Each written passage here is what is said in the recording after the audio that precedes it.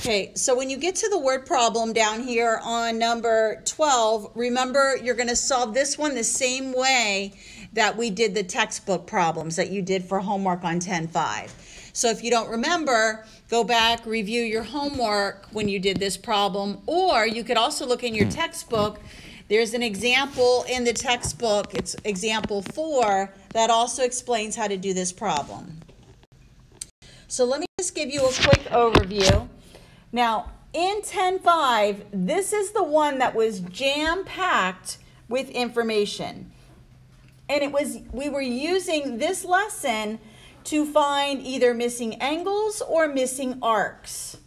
Now, before though, at the beginning of the chapter, we learned about central angles, and they look like this. So when the vertex of the circle, of the angle, is at the center of the circle, this is called a central angle. And the central angle equals the measure of the intercepted arc. So let's say this is angle ABC, and let's say it's got 60 degrees, then its intercepted arc is also 60 degrees. Now, when you had an inscribed angle, and that looked like this, where the vertex of the angle is sitting on the side of the circle. So for example here, A, B, C. This is an example of an inscribed angle.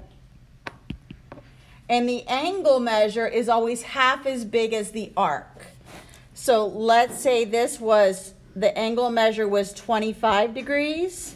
Then its intercepted arc, maybe I'll do it in a different color, is going to be 50. So the measure of the angle, when it's inscribed, would be half of the arc. Or you could say 2 times the angle equals the arc, either way. But here, angle and arc are equal when it's central. Now this was actually from the beginning of the chapter. These two angle types were not in 10-5. In 10-5, we learned that when you have a circle, and if you have a tangent line and a chord, that the angle formed with this tangent and this chord, it doesn't have to be a diameter, the angle measure will be half as big as the arc. So here, if angle 1 equals 50 degrees, then I know, and let me add some letters here. Let's say I say this is A, B, C. Then I could say that arc AB would be double that, and it would be 100. So this is when you have a tangent and a chord. The angle that's formed with that tangent and chord is going to be half of its intercepted arc. And this was officially in 10-5.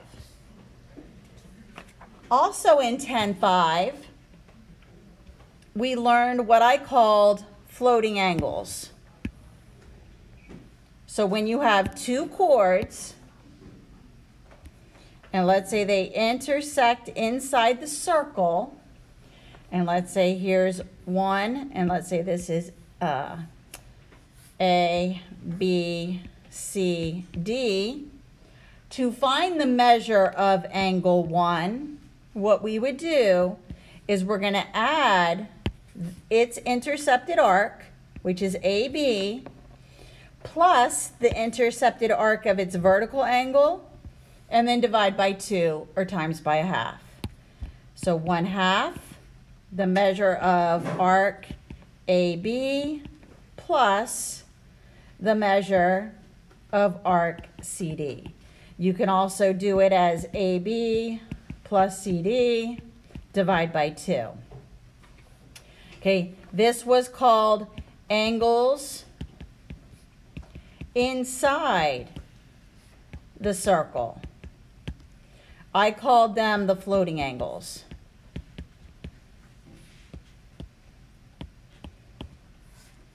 And they're formed by two chords. Then the next type of angle that we talked about were angles outside of the circle. This was all 10-5 still. So angles outside the circle. This was either formed by either two tangent lines. Let me draw that. Hitting the circle. So for example, here's a tangent. Here's another tangent. And the angle that's formed is out here, it's X. So this is two tangents. We also had the scenario when we have two secants.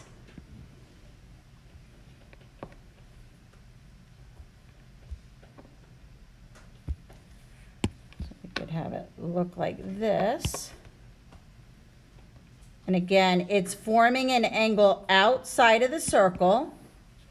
So this is two secants. Or the last one, again, let me draw the circle. And now I'm going to draw a tangent and a secant. All three of these scenarios use the same formula. And the formula is the outside angle is equal to 1/2 big arc minus little arc. And the big arc over here, I'll do the big arc in red. Oops. And I'll show you the little arc for each one in blue. So the big arc would be from the end points here. And over here, this would be big arc. This would be big arc. And then the little arc is over here. And that's how you would find the measure of the outside angle. Remember, look for the degree symbol. That's how you can tell if you're looking for an angle or an arc. The last special angle that we talked about, or finding an angle measure, was the circumscribed angle. Now, this is still all just lesson 10-5. I think this is the more intense lesson out of the three. The last one is the circumscribed angle.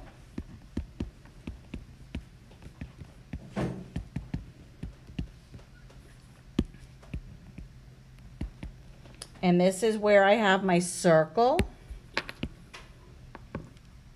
And then I'm going to draw two tangents.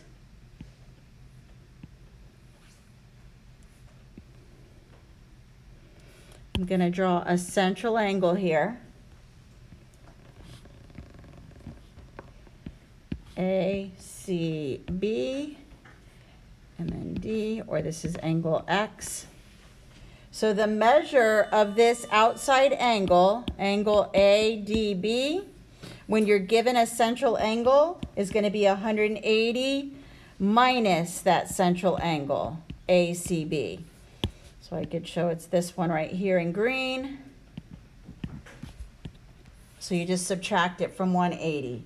And that'll give you the measure of that circumscribed angle.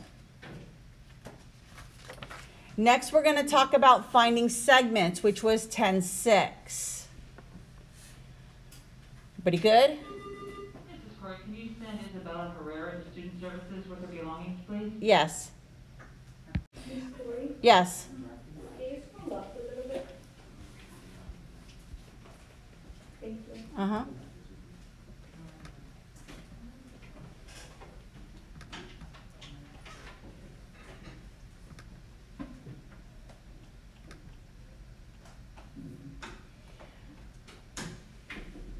Ms. Corey, Yes. we do practice B first. I'm sorry? We do practice B first, because there's a practice B and practice Practice A is not graded, so if you click on it, it says it's just there for you to use to study. The only one you're doing is the practice, the B's. Okay? All right, ready? Let's keep going here. All right, next we're going to talk about finding segments.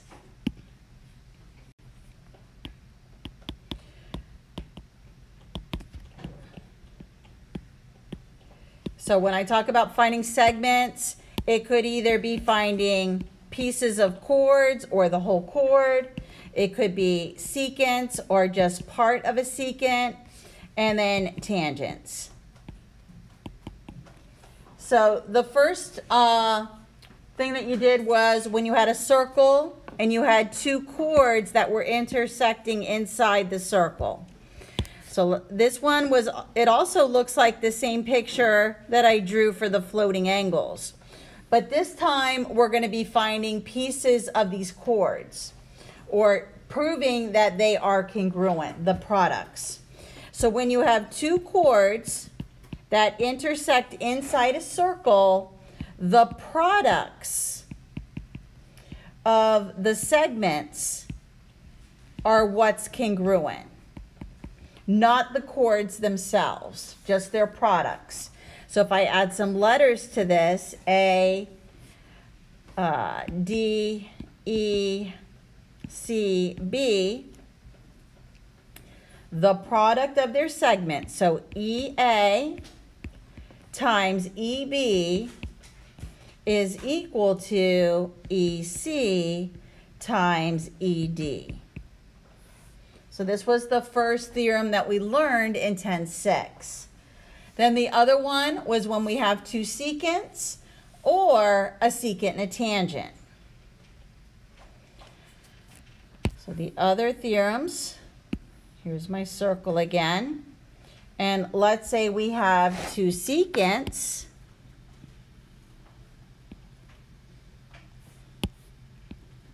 I'll do this one in red just to show you the difference, and this one in blue. So the formula for this one, when we're trying to find parts of it, these are actually two secants. And the formula is the whole secant, so this whole thing, times its external piece is equal to this whole secant times its external piece, which is this little piece outside here.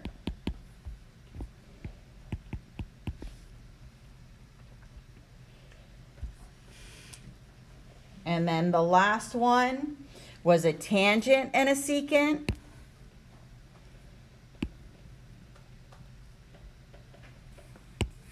So if I have my tangent, and then I have my secant, this formula, so this is the tangent,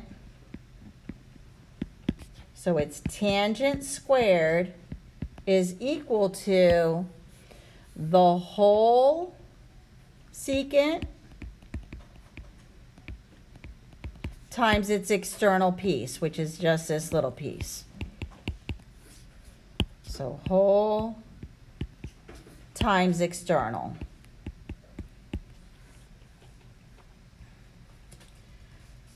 So that was 10.6.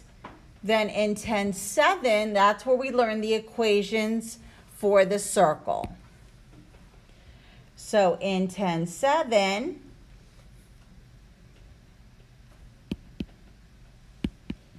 this is for the equations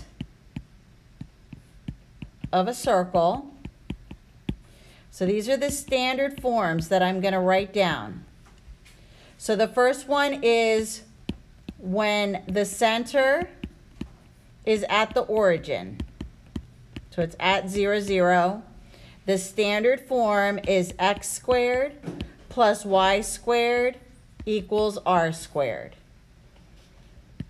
When your center is not at the origin, it's at an ordered pair, and we're going to call that ordered pair HK. The standard form is x minus h squared plus y minus k squared equals r squared. When you want to find the length of the radius, you can also use this same standard form. You just square root it. So to find r, you take the same equation. The only difference is you square root it. So this would be what you could use to find the radius length. So that's just a quick little summary of all of the sections in the 3 things that are on your quiz on Wednesday.